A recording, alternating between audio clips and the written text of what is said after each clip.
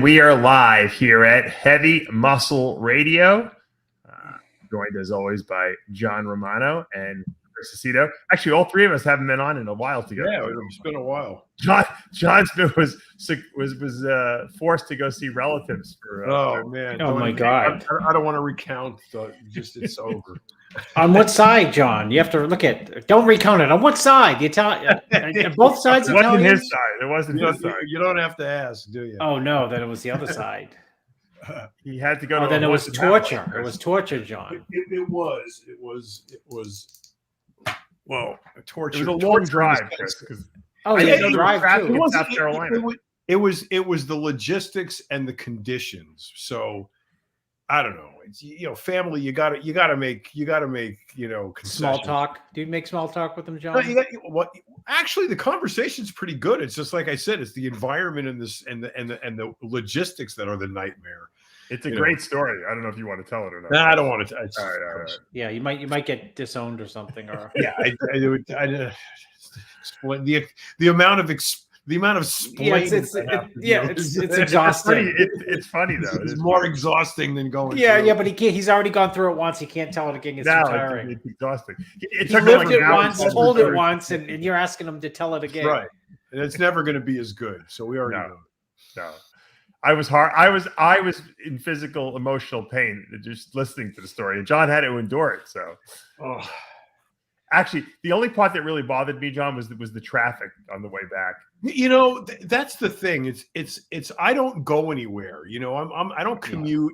I'm like, if I go anywhere, I go away from town. So I'm like going to the store that's out there. I'll drive 10 extra minutes to go to the non-central location, Right. So that when I do find myself on a freeway in 3 lanes of traffic that's going like 4 miles an hour with no fucking reason why. And it just gets me nuts. So, when you extend that into like a 2.5 hour ordeal each way in one day, right? I mean, that's. I never knew that South Carolina had such bad traffic. I thought that they were. Gas is $5. How can there be traffic, John? No, you know what? I don't even drive anywhere. I'm too cheap. That's a very good question. I think people just eat it, and I think I think there's a couple of dynamics. One is I think that more people than ever are working from home. I think when the COVID thing came, and we were forced into this, lockdown situation, businesses started, allowing their people to work from home, and now they've gotten used to it, and they like, why do we have to go back? This is working great, So. And companies are saving money. They're downsizing, paying less space. Paying for less space. Chris doesn't like that, but so since people are not at work, they can work whenever they want. They go do their errands whenever they want. So there's no formal rush hour anymore. It's just all the time, And it gets worse, when the kids come home from school. I unfortunately live in an unreasonably affluent area because there is a school system. The school has a bus system where every single solitary kid in grade school, middle school, and high school gets a ride on the bus. Do you know how many kids are on the bus? They're all getting picked up by freaking, German minivans. So,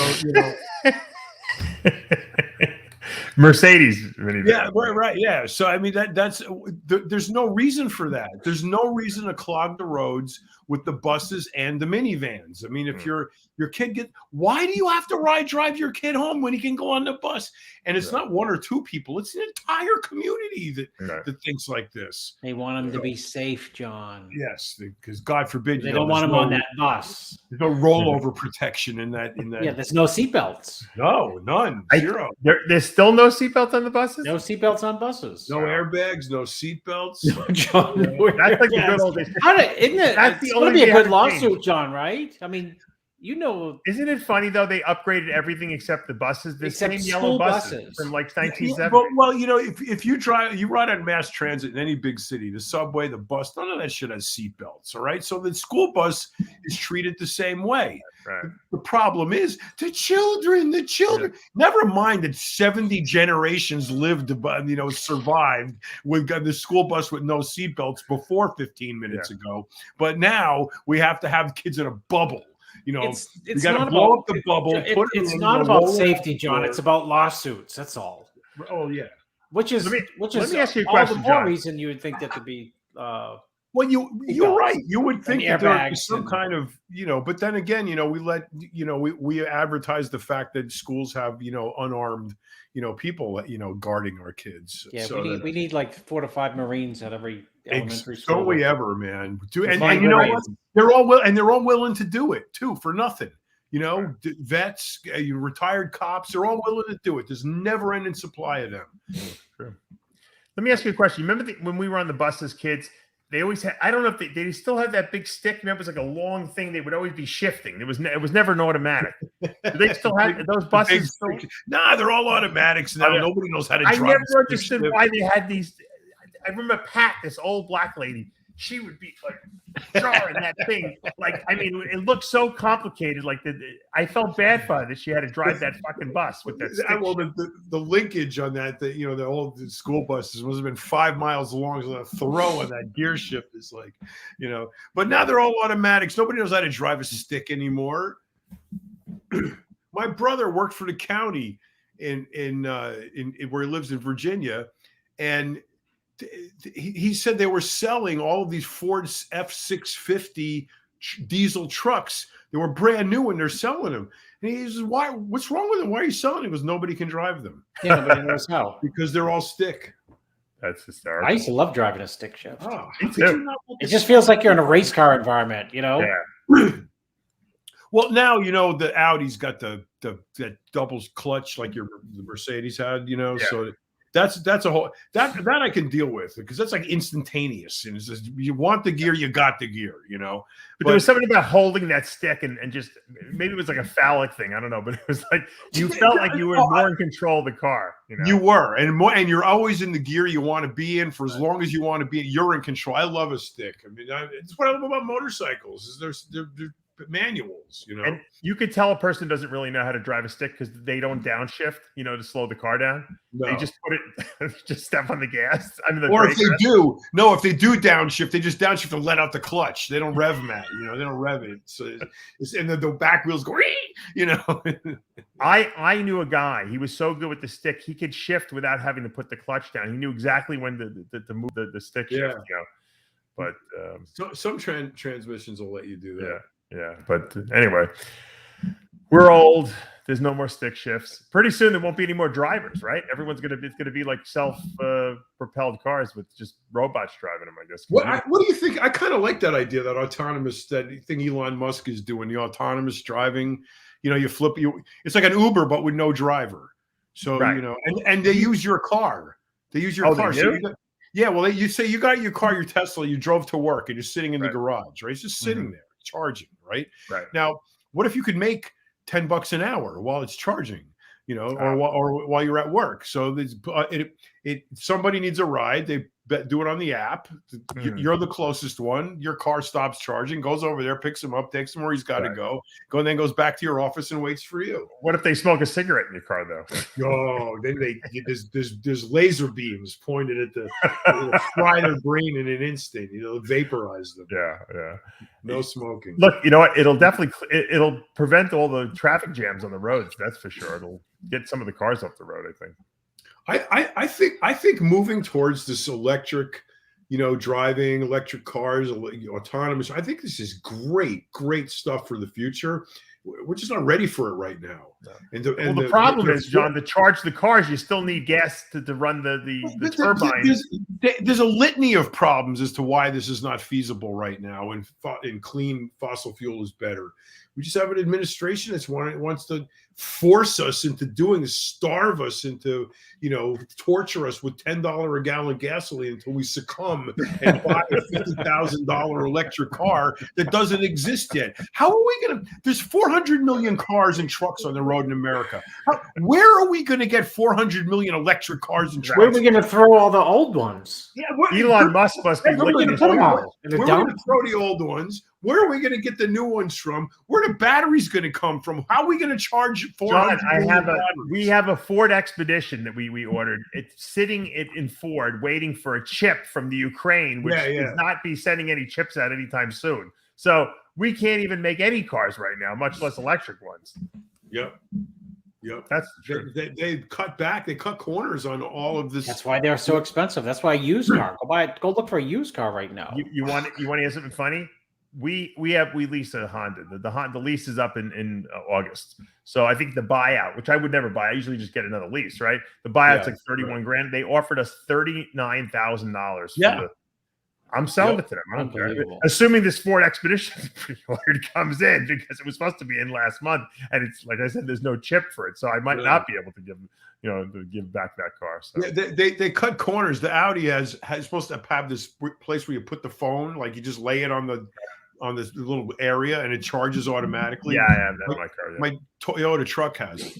Yeah. So they needed a chip for that. So their compensation was, or we're going to leave that feature out so we can build 2 cars instead of one. You know what? That's a feature I don't need.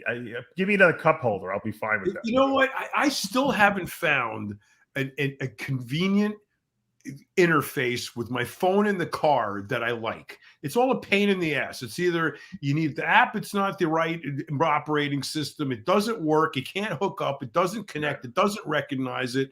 Then you get in the car and your music's playing on your phone. I don't want that music. I don't want any music, but it's playing it anyway. You know, and you can't. And I got this problem with my motorcycle helmet too. I have the same thing. I have a system there that's supposed to go off my phone, and you can talk to people and thing, and then you never hooks up. And then when it does, it gets crackly. It sounds like somebody's beating a pot in your ear when you're trying to go down the road. All of this shit is great, but it never fucking works. You know. I'll say, you know what? My X7, it's the most intuitive Apple Play. You know, my phone hooks up, it knows who I am, and the key, it knows me by my key. It has all my information stored in there. So that seems to be the first one that I've ever actually liked. Well, that's what I'm supposed to. It works great for Valerie. She at the car knows her name, knows where she's going, just suggests a route. You know, me, I get in it because like, get the fuck out of here. You know? we want her. All right, so it looks like Big Ramy is crawled out from under a rock, Chris, and I see that he's basically contacted Dan Solomon, told Dan, I'm doing the Olympia. I have every intention of being there. I'm curious about it.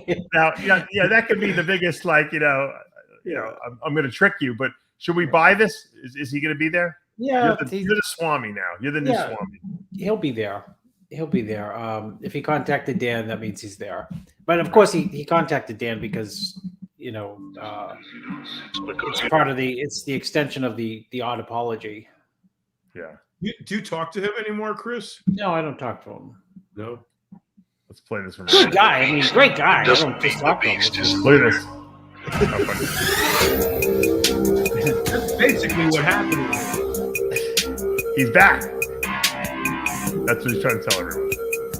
I won't stop, Rhoden. The guy does have the most incredible genetics, doesn't he? Just because you don't see the beast, it doesn't mean the beast isn't there. What I want to know is, who is that kid? If someone can identify who that is, I'll give him a free T-shirt on that one. That looks like Isaac Hines with no muscle, doesn't it? It does. It does. It really does.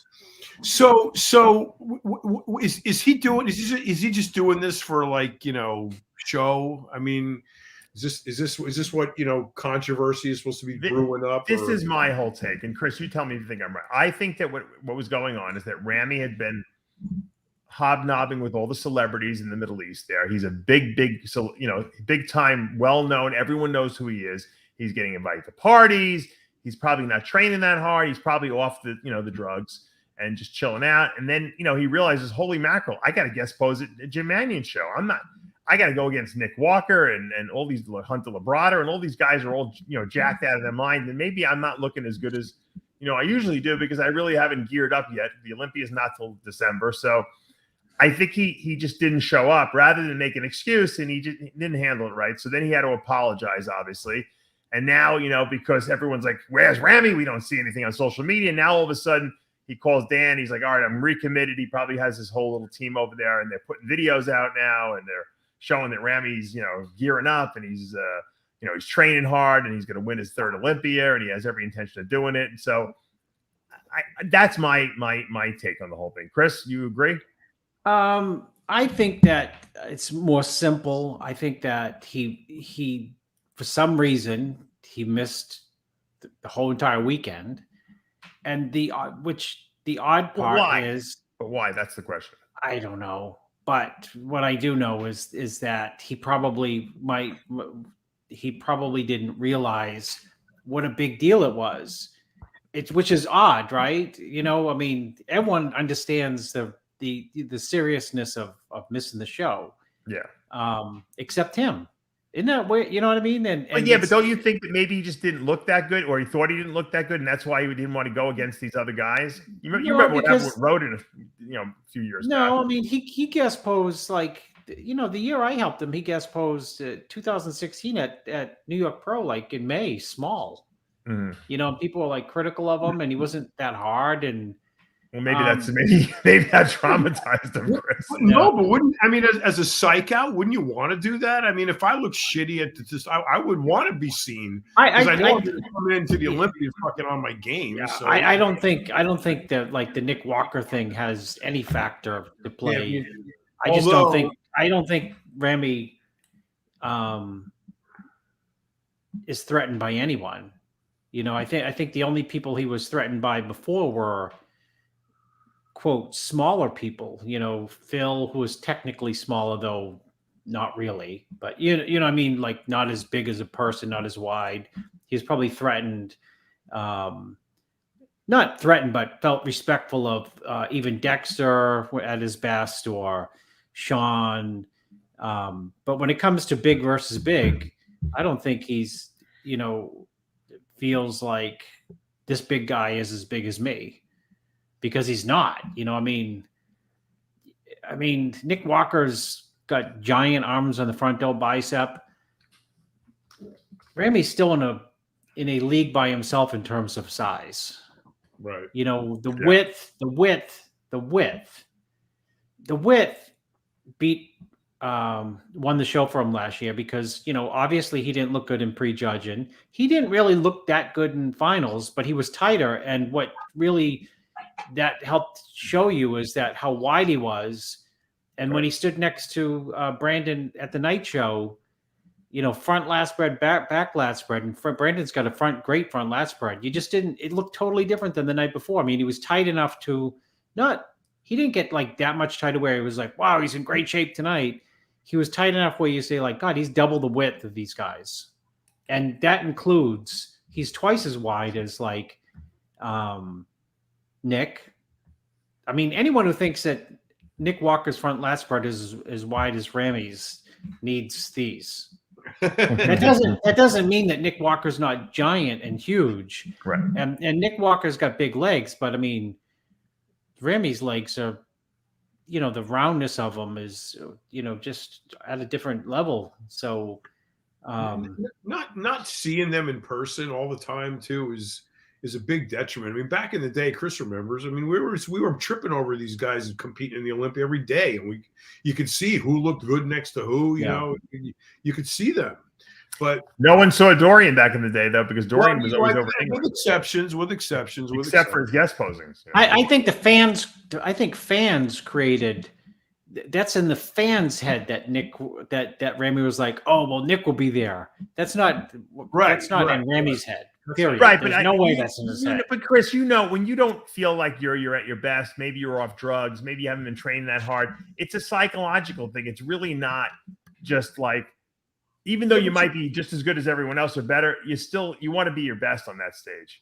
But we have a very special. Hold on, we got a very special guest joining us. Our Toronto Pro champ, Mo Shaaban. Thank What's you. up? Congratulations. Thank you. Well, Mo will know. We'll have to ask Mo. He'll know. Hi, Chris. Hi, Dave. Mo, how are you? I'm good. How are you? I'm Congratulations on the big win in Toronto tonight. Good. Thank you.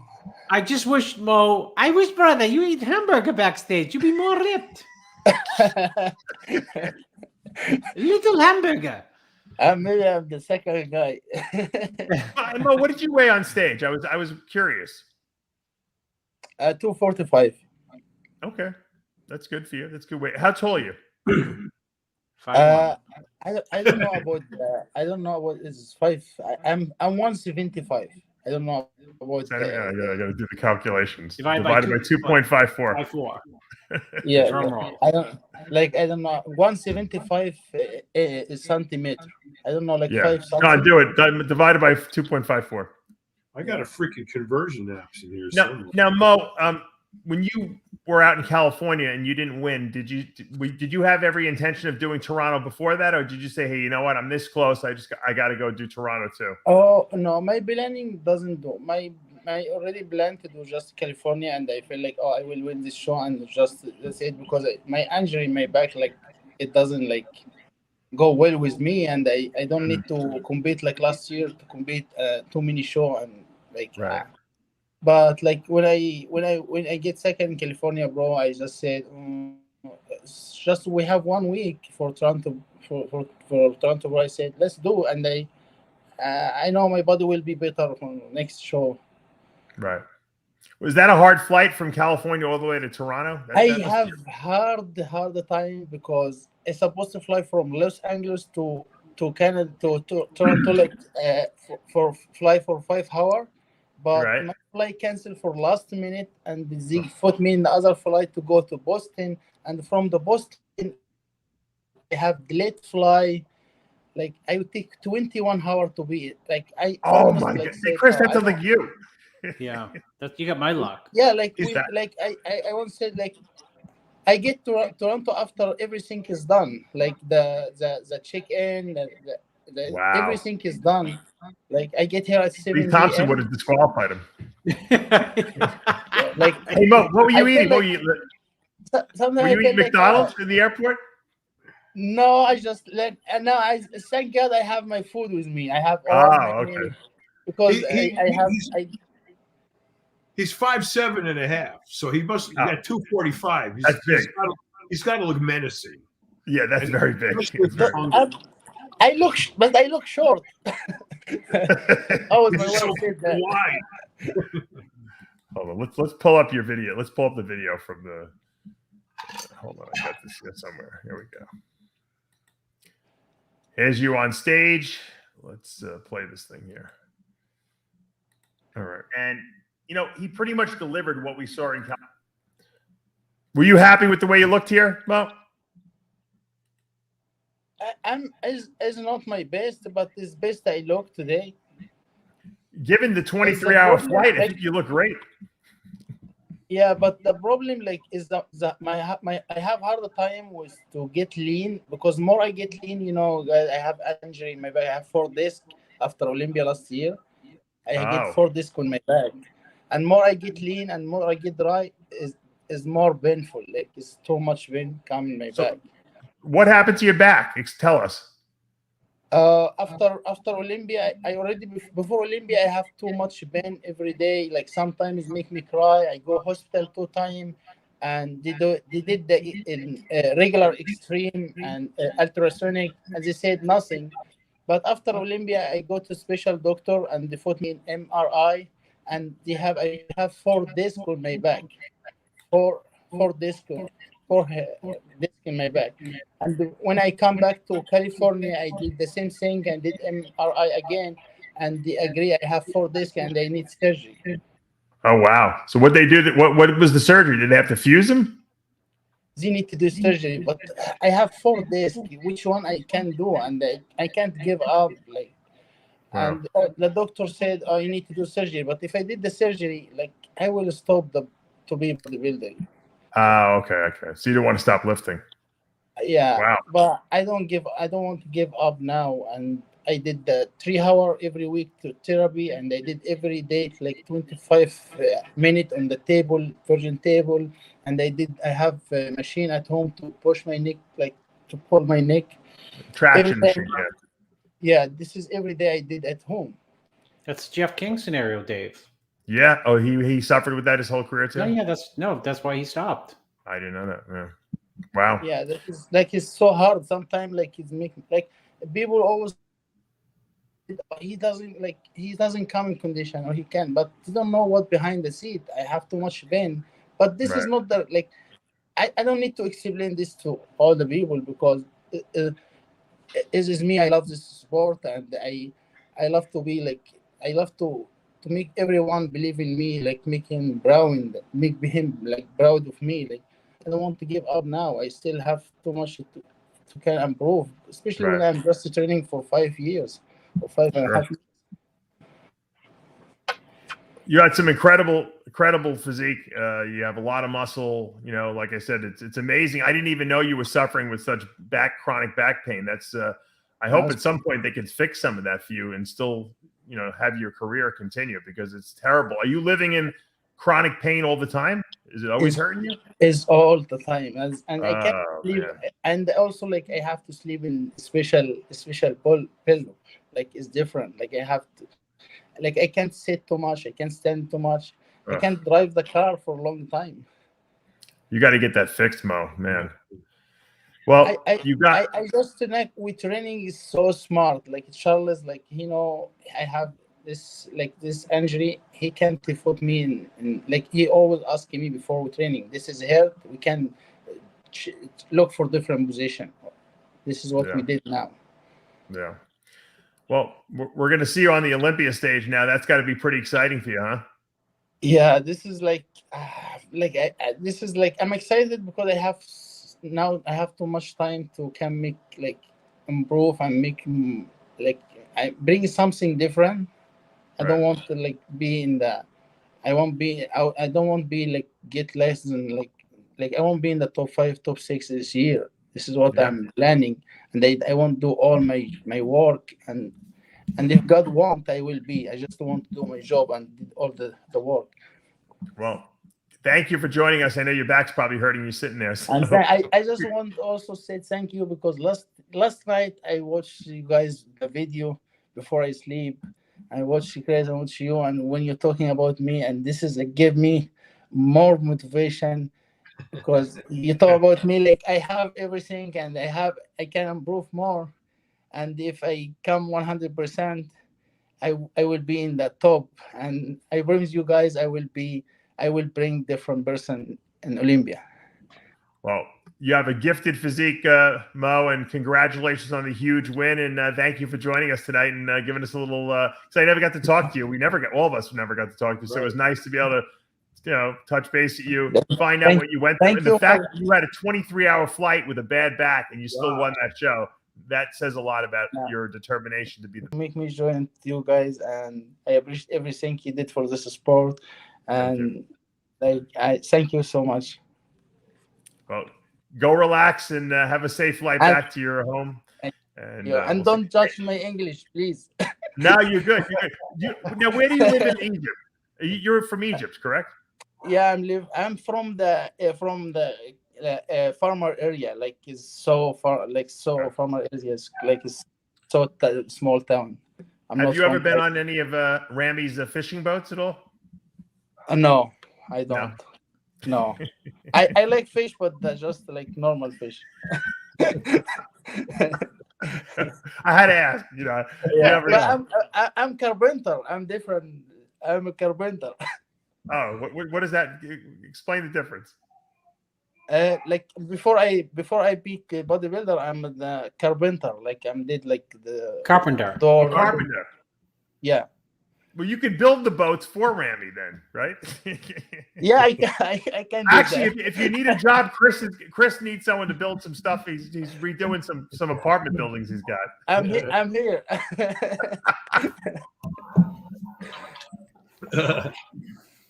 You should start a camp and have like Arnold and Franco, you know, doing construction work, employ all these bodybuilders and make them do, you know, cement and block and masonry, carpentry. That would be cool. Chris could run the crew.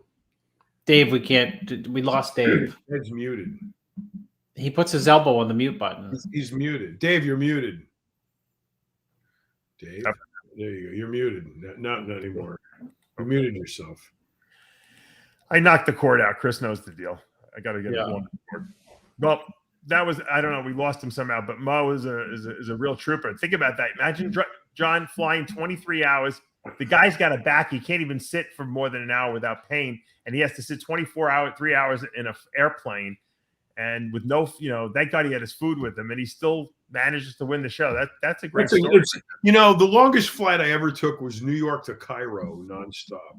And in the back of the seat, there's a TV screen, right? And one channel's the map, and it shows the plane and the map where you are. You know, and you're looking at this thing like, come on. Nova Scotia, here we come. You know, Australia's worse, John. Believe me. I could imagine. I mean, I don't remember. What was it? 14 hours, maybe for 20 something. I don't know. It was the longest fucking flight I ever took. I was there. Dave, you and I slept in Australia. I don't know. Oh, I love it. I love it. Dave slept the entire way. Did you really? Entire way. Xanax. Chris took nothing. He was so tired from not. I was so tired from just like normal life. Did you have regular coach seats? But I woke up I woke up and I was coach seats are nice though, John. Going to Australia. I can't believe I slept the whole entire flight, and Dave was like 6 rows in front of me, and I thought he was like awake. He's like he was just waking up. You weren't even sitting next to each other. No, I don't know why we weren't. No, I think we were across the aisle. You know what the funny thing is? I got upgraded to first class going to Brazil because I had a lot of points, so I don't know what it was. And I was like so excited that I was sitting in first class. And who's sitting next to me? Who do you think? George Farah. George Farah. brother, I'm diamond. I upgrade all the time.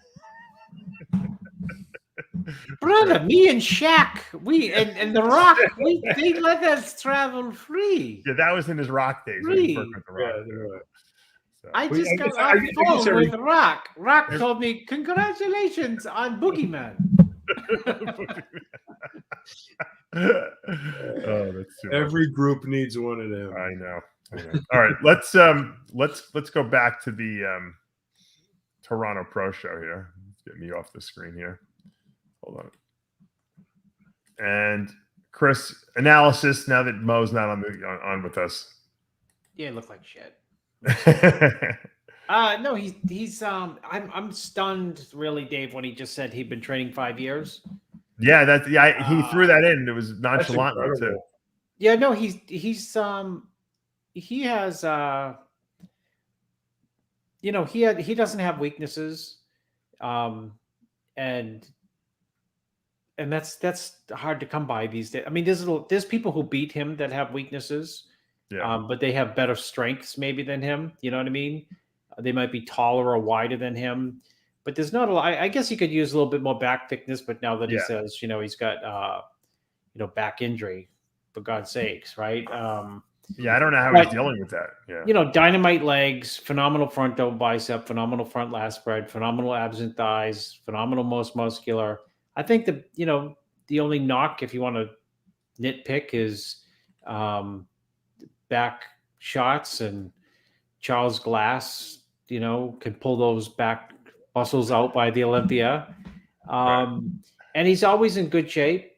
He's always in good to very good shape. I think he gets overlooked a lot, and it's weird that he gets overlooked because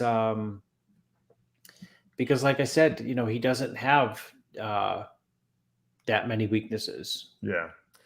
I just don't see how he's going to be able to take his physique to the next level if he's got that much back pain. Yeah, it almost seems like the surgery. Yeah. Well, you can work around pain, when it's intermittent, but he just said right there, I'm in pain all day long. Yeah. And there's nothing worse. There's no worse pain than when you're sleeping. Because or not sleeping because he's not recovering. Well, that's because even you said it, John, because when you're sleeping and you know the pain is there, you're not really ever entering probably REM sleep, and you're just not recovering, and you're worried. It's okay. You know, I know a lot of people who made good gains when they were in a lot of pain, but they can, at least when they knock out at night at midnight and get up at 7, they feel better. They slept. Yeah. Right. But there's nothing worse than that. So for him to be in pain and look good, it's remarkable, because I mean, when you're in pain, it throws off your body. Period. You look like crap. And your body compensates, and your biomechanics are off. Overcompensates. And you open yourself up for other injuries because you're training outside of your, proper biomechanics, and so it's just a terrible, debilitating thing to have to deal with on a constant level.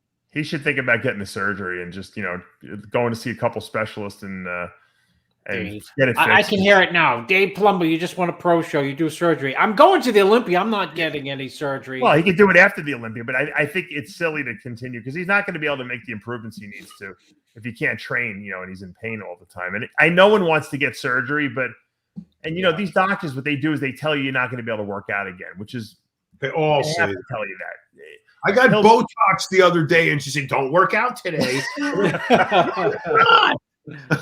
are you getting Botox? Up here. In your head? Oh. Yeah, up here. Yeah. So I would get Botox from Dr. Blau, because he would always, every time I'd go see him, he'd just do it.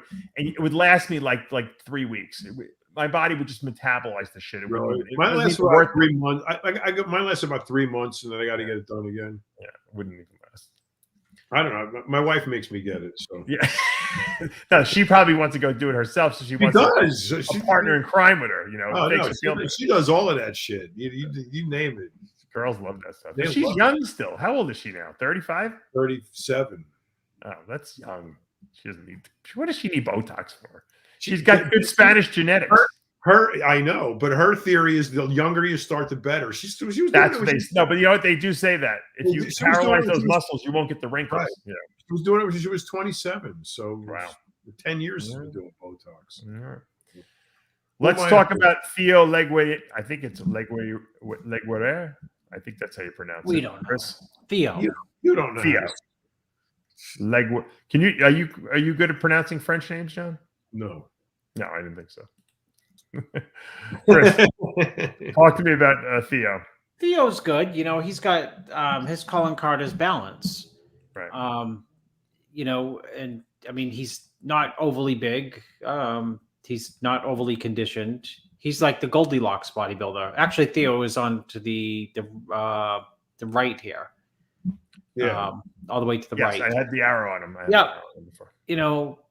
So yeah, he's like the Goldilocks bodybuilder, just right. Meaning he's not too big, not too small, not too ripped, not too soft. He's like very wide, Chris. Very broad. Well, yeah, no, he's a big. I mean, he's got width. So there was less things to pick apart about him, just simply because he's right there in the middle. Yeah.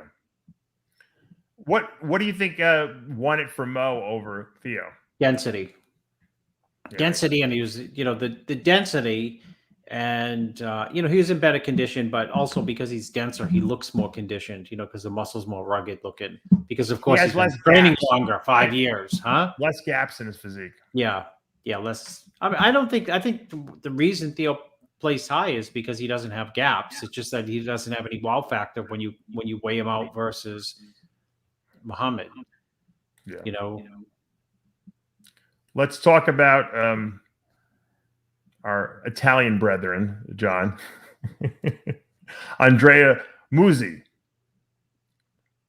Chris? He's got like Moosie's all the way to the right, by the way. No, that's Theo to the right. Moosie. Oh, it is? Oh, did I screw it up? Yep. Yeah. Moosie is to the. No, Moosie's to the right. Moosie is, if I could use my own pointer, I couldn't. Moosie is to Shaaban's he's second from the right. Oh, I thought he was all the way to the right, Moosie. No. Oh. And Moosie was better in New York. He was tighter in New York. He's got a quote slim build because he's tall. He's not super round. And the less conditioned he is, the more he looks like he needs more size. So in New York, where he had better condition, and he got second, by the way, and he beat Theo there. You know, he was tighter, so he looked like he was rounder. But here he's less tight, so he looks less round.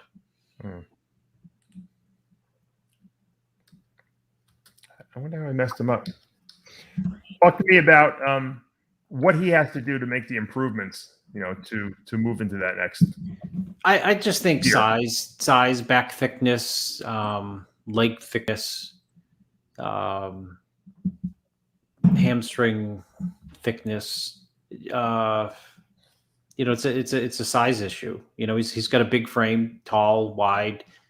So when you're tall and wide, it takes a lot of weight, you know, on your frame, meaning muscle, to be able to move into and beat people who are, you know, placing ahead of you. He needs size. Theo could leapfrog people with just like wild condition, you know what I mean? Because he's got balance. Yeah. But I think the Italian guy needs size. And talk to me about. Let's talk about our friend Dorian Haywood. Dorian looked good. He's, you know, it was a good look for him. You know, he's got like, a lot of mass on him. Yeah, he keeps adding mass. I mean, he keeps getting bigger, which is good. And he's always in condition. Yeah, he has different levels of condition. Sometimes he's in crazy condition. Sometimes he's like this show, he's in good condition. So I think you know, maybe just, I mean, you could apples and orange him for, I mean, he could have placed a place higher maybe. Yeah. You know, but he certainly deserved to be in that top, you know, third, fourth, third. You got to give him a pat on the back, because this guy always shows up at all the he does a lot of shows. He's always in shape. He picks up Olympia points, and you know, he might never win a show, but he might get to the Olympia just on points because he's always placed in the top 5. It amazes me that more guys, Chris, didn't do this show or this bank of shows that we've had over the last couple of weeks, because it seems like there wasn't deep, you know, lineups, and yet, you know, I don't like that's it. I don't like the point system. That's get me. Don't get me. Forget the point system, though, Chris. But you know what? Everyone complains at the end that they didn't qualify for the Olympia because there wasn't enough shows. Yeah, there's a million shows here, and I don't see any guys like, you know, the guys that we're talking about, the guys like Kuklo and those guys that, you know, missed compete. Nathan Dash, the guys that didn't qualify, and now all of a sudden, you know. They'll end up, a lot of people wait towards the end and they'll get a show, and like the top 4 there would have dusted the top 4 here, and they'll say like, you know, I could have done. Yes, you could have done Toronto. If there was any money involved, they would. I mean, there you go, John. I mean, but they want to get to the Olympia, John. It's not. I know. You got the point system looming, so it's like, who's what you got? It's the allure of the points, which should be the allure of the money. So if you want to see this guy compete 5 times in a year, fucking pay him. You know, I mean, you got to either contract or prize money or whatever. John, but if you're gonna waste a contest prep for a giant $10,000 payday, if that. I don't know let's call up Mo what the payday was. I bet it wasn't 10 grand. But it probably wasn't. It probably wasn't. So why would you do more than a strategically allotted show that you're going to try to just pick up the point for? Versus, it should be everybody, like back in the day, everybody competed. What bodybuilders didn't compete at least 4 or 5? Yeah, you know, it's part of, John. It's you're nailing it as usual, right on its head. In that you can't gripe and say, why don't people compete? If the you know, people love to compete, but you have to get paid. I mean, if you're not being paid, why? Right.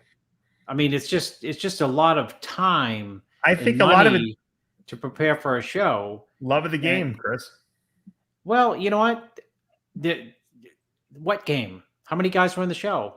That and $6 will get you. No. It's very important to point out. Listen, it's very important. You have 4 212 guys. Right. You have 8 people in a pro show. That is not a bodybuilding lineup. No, it's terrible. I'm complaining about that. And the reason you know what? Don't complain about the athletes. Complain to someone else that there's no money there. because listen, if I'll be the extreme on the other end, and the reality is not sometimes the extreme is not the reality, or extremes are not reality, but they give us an easy way to illustrate what should be. And if the prize money was 28,000, you'd see 25 guys in the show. Absolutely, because they'd be going for the qualification, yes, but they'd be going for the money. And you'd see people like Charles Griffin jumping into the show, and you'd see something. The Boogeyman would have for 30 grand. I don't know how they get 30 grand in the first prize, but but George Farah would fly down to Boca Raton and pick up Boogeyman on his, on his Delta first class freaking flyer miles and fly him up there for the win. Yeah, and imagine if there was 4 or 5 or 6 of those attempts. Yes, but John, the trend is bleak. Yes, in that you have the pro shows with no competitors. That is not going to suddenly 2 years from now. Wow, I was surprised. 2 years ago we had 8. Next 2 years from now you might have 4. How much are these promoters making though at these shows? I mean, no, I don't think the audience. I paid 45 and 54 to watch it. That was a very expensive live show. Back in the day, it was just a men's show. There was no 212. There was no wheelchairs and all the amateur events you could tag on to a pro show. There was none of that shit. It was 27 guys trying to kill each other on stage, and that was it. Maybe Dave. Maybe it's not economically viable to have pro shows, is what you say. Not. That's the point I'm making. Well, then I know you are. That's what I'm trying to say. So then you have to then decide what next. It's like in real estate. Sometimes you wake up after 9 months, you say, you know what, I am bleeding. I have to do something because I didn't realize it, or I was in denial that I was bleeding. And I think people are in denial about the whole entire idea of professional bodybuilding outside the Olympia and the Arnold. If the model is busted, you either got to decide, like, sit down in the room and say, hey, we have a busted model, or I don't know what the Steve Weinberger can make money at the New York Pro because the New York fans will come out and they'll watch the New York Pro and they'll pay the money for it, but that's one of the rarities of pro shows where they could actually do that. It's really weird, Dave, because back in the day, the universe was much smaller. There were fewer great guys, and they were all, Chris was there at Gold's Gym. They were all in the same room every day, fighting with each other, competing against each other, chomping at the bit, not being able to wait to the next show, this show, that show. There were guys that competed. Lavroni, I think, competed 13 times in 1 year. These were guys who were hungry to compete.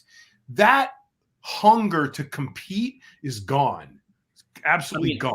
Is it the you remember what it was like back in those days? You guys hitting shots in the mirror and, other guys worrying about it, and it was. Well, now, John, guys win a show and they don't want to do another show the week after. Why didn't Charles Griffin do this show? Right. They want to qualify for the Olympia, and then they want to Shawn Ray their way through the rest of their bodybuilding. Darren Charles is the smartest guy. Darren Charles used to win all the small shows, right? He didn't care. He would do like 10 of them if he had to. Exactly. So, what are you doing this for? Are you doing this to get paid, or are you doing it to collect points? So the point system is stupid. It works in auto racing and stuff where you have a clean slate. Well, John, they did that because it used to be top 3 at these shows, and then there was too many guys qualifying for the Olympia because they had too many shows, and there was like 50 guys on stage. You can't have like 50 guys at the Olympia. It's too much. Yeah. I agree with that. Yeah, I agree. There's got to be a tougher. Well, Dave, there's no. Maybe it's this. It's an interesting point that maybe the point system doesn't work by definition simply because the athletes, they don't compete as often as they were when top 3 made the Olympia. Right. There's a connection there. Yeah. Quote, whatever you want to say, back in the day, at some point pre-points, you would have people, you would have more people competing in these pro shows. Now with points, you have fewer people. So the correlation is this: with the point system, you have fewer people competing. When it was top 3 in a pro show qualifying for the Olympia, you had more people competing. So by definition, the point system is not working. Unless bodybuilding is dying, because you know what? No, Atlantic States had almost no people in the open men's bodybuilding. That's one of the biggest shows. What's that, Dave? What had no people? The NPC Atlantic States. That's like one of the biggest shows. Remember Dorian would guest pose there every year? It could be open bodybuilding was like no one there. It was like a ghost town. Everyone was doing that. The reason for that is that the point system is not being run correctly. So using auto racing as an example, there is a specific number of events during the course of the season, and all of the drivers are going to compete in it. Okay, they're going to qualify. The ones that qualify, it's the same bunch of guys. The best guys rise to the top. They got to qualify. They qualify for the race. They're in the race. Next week, they're going to be in another country, another track, and they're going to do it all over again. And that's the way the point system works. If you have these guys constantly competing, the point system does not work if you have a guy who competes once and then tries to qualify, and then he's going to wait and then maybe compete again if he didn't qualify. And it's all about if they qualify. Well, that's up to the competitor, John. That's not up to the point system. Exactly. So it's up to the promoters that have to identify the fact that in order for us to make money on these shows, we need more than 5 guys in the show. How are we going to stack the lineup so that there's at least 20 or 30 guys up there? You know what the solution is? The solution is have less shows like they did back in the day. Yeah. And that's why Night of Champion had 40 guys in it, because there was only like 5 or 6 shows the whole year. Because everybody wants a piece of the pie. So they've given out, everybody's got a freaking show now. Well, if you can't put up, but John, you made up a good point. If you can't put up 25 grand prize money for the first prize, then you shouldn't hold a pro show. That should be qualification number 1. There should not be, in professional bodybuilding, there shouldn't be a prize less than 100,000, let alone fucking 25. All right, but 25 should be the minimum, don't you think? Absolute bare minimum. Three rungs lower. A D-level show, a D-level pro show should be 25 grand. And it should go up and make it enticing for these guys. Do whatever you guys got to do. You used to do it. So why don't you do it again? I don't know what the answer is, Bo, but we have a new segment on Heavy Muscle Radio that I just instituted. It's called Epic Battles. I'm going to run the intro for it. I made a little intro for it. Here we go.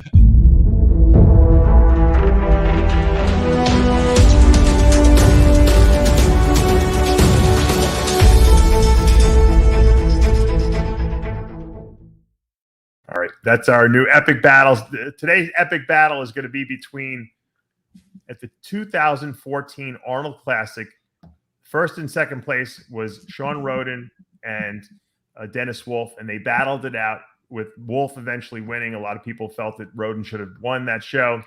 We're going to take a look at some of the video, and we're going to go back and take a look from back to 2014 and see what you guys think. Let me pull that video up. Chris was working with, you were working with Shawn Rhoden at the time. And I remember sitting right in that front row. I think, a matter of fact, I might have even filmed this. Yeah, this video's got like 2 million hits, Dave. Yeah, it's got a lot of hits. So, yeah. That was first and second place right there. Chris, walk us through this. Front delt bicep, you can... I'll walk you through on the video and walk you through being there. Being there, Shawn was in better condition. Yeah. I think Shawn's got a prettier front delt bicep, but I can see people going with Dennis as well on that shot. That was a great shot for Rhoden right there too. Yeah, I mean, this is like, Rhoden's got the lower body here and some flow. Dennis is pretty big. It's like a big guy, not as conditioned versus someone who's prettier and in condition. I mean, I thought Rhoden had the show, even the back. The back double I thought was Rhoden's. Look at that. His waist is so really tiny. Yeah. I mean, the cartoonish of the like the tie-ins, right? Plus Right. the glutes and the hamstrings and everything. And he's got calves too. Yeah. I was going to say Lonnie T for it. You know, Wolf might beat him on this shot. He's a little wider, but, you know, Rhoden's got the glutes and hamstrings over him. The difference between Rhoden's waist to his back with destroyed. Yeah, on the back double, that's when Shawn's waist was like crazy small. Right, I mean, this is like a Rhoden shot. I mean, just freeze the tape right there. Yeah. You know, it's just like, you know, What did he weigh? What did he weigh there? Oh, probably high 230s, low maybe 241, 238. That was a good shot right there. Yeah, look at that. His physique looked really fresh too. Oh yeah, it was super fresh. Yeah, look, waistline was crazy here, you know. And Wolf's got a small waist too. That's the funny. Yeah, thing. he does. True. It doesn't look small next to Rhoden's though. No. Crazy hands on hips. Yeah, it's a crazy hands on hips shot. Yeah. Not many people could hit the hands on hips. Flex Wheeler, Rhoden. Yeah, because here was the full lineup. Yeah. Cedric looked insane here too. Yeah, Cedric probably could have won this show. Cedric on the right, then Evan Santapani all the way to the left, and Victor Martinez second from the right. It was just good lineup. It was a good lineup, and it was an exciting lineup. When I saw Rhoden in the middle here, I really thought he had it. Yeah, you know, it's. I thought for sure he had the show because he was coming off. What year was this, Dave? 14. It just, I can't remember how he placed at the Olympia in 13. I think 4th. I think Wolf beat him maybe at 13. Yes, Wolf beat him in 13. And look at Cedric's back double here. Yeah, hamstrings. He was big here. He was very big. Huge. Yeah, he was huge. He's bigger than Wolf. Yeah, it was 278. Wow. Too bad he could never brought this look back again. This was a great look for Cedric. Cedric, yeah. Cedric, Dave, if you look at the lat spread on him, huh? Yeah. Cedric said when they were doing a pose down at this show, Cedric was chasing Wolf, and you interviewed him about that after, and he said, "Man, Michael Vicks wouldn't be able to catch him." He said, "I was trying to chase him down and do a couple of comparison shots with him." Yeah, Rhoden's waist is ridiculous here. Yeah, I think it was 230s, high 230s. I think 241. Because he said Cedric. You know, they moved Cedric in, and they said, it's then they canceled the show after that. Let's finish it. And then they put watch him versus Dennis. Yeah, no, he's bigger. It's crazy. I remember watching. He is a lot bigger. Watch the comparison. Him and Dennis. I remember this. You could have made a case for Cedric. Cedric said when they put me next to Dennis, that's it. They said, okay, end the prejudging, end it. We've seen enough. In other words, in Cedric's mind, it was all over. Look at the stance, right? Yeah. This is one of Cedric's best looks, I think. Look at this shot. Yeah, wow. Cedric. Damn. He's probably got the best front double, Cedric. Yeah, 278. He should. Got a hamstring drop. Jeez. Wait till it gets to the back. This is where they end the prejudging, Dave. Yeah. Watch Cedric's back here. Back double, best shot. Yeah. He had glutes too, which you never really saw on Cedric, either. Good God, look at that. Because he had all the way down to his erectors. Look at the back there. His lats tie into his external obliques like crazy. Very good detail he had. Yeah, he had the legs then too. Still. Yeah. That was 2014. Wow. It was. I don't know. Apples, oranges, apples. I actually had Rhoden winning, but you know what? I mean, Wolf was good. You can't really say he wasn't good. Everyone was really good. Cedric was great too. You're splitting hairs, really. Yeah. Yeah, that's how it went. It went Wolf, Rhoden, Cedric. That was the top 3 that year. Yeah. Yep. Yeah. And Cedric, I don't know if Cedric ever was quite that big again. I don't know. No, he wasn't that big. Well, 2015 was the year that Arnold had the conniption and said that he should have won. Remember? Right. And then 16 is where he beat Kai. But he lost the posing round, right? Yeah, Right. He lost the pose. but he wasn't this big when he beat him. You know what I mean? No, he was not that big. No way. He was in a little bit sharper condition, but in reality, this is a more effective look for him. Yeah. This was his most like dominating, look, because it accentuated his strengths, which was his height and his roundness and his, just billowing muscles. And he would have won the Dennis, 19 Olympia probably. Well, Dennis is very well known for being big at that time. You know what I mean? People like Dennis. So that's what Cedric was kidding about. He said, "Man, when they put me next to Cedric, Dennis," he said, "I knew they'd like stop the prejudge." And I said, "What do you mean they'd stop it?" He said, "They didn't want to continue on with me and him." He said, "Can you imagine if they had a two-person pose down, me and him?" It's a shame looking at that. If you look at Evan was really good. Evan was very good there. Beautiful upper body. His legs just never really matched up with the lower and with the upper. Yeah, he was really good that year too. Paper thin skin that year, just like the quads. Right, he just didn't have that like adductor compartment, like was just missing on his legs, so he didn't have to drop from the side, and but his upper body was beautiful. I mean, it was perfect. Yeah.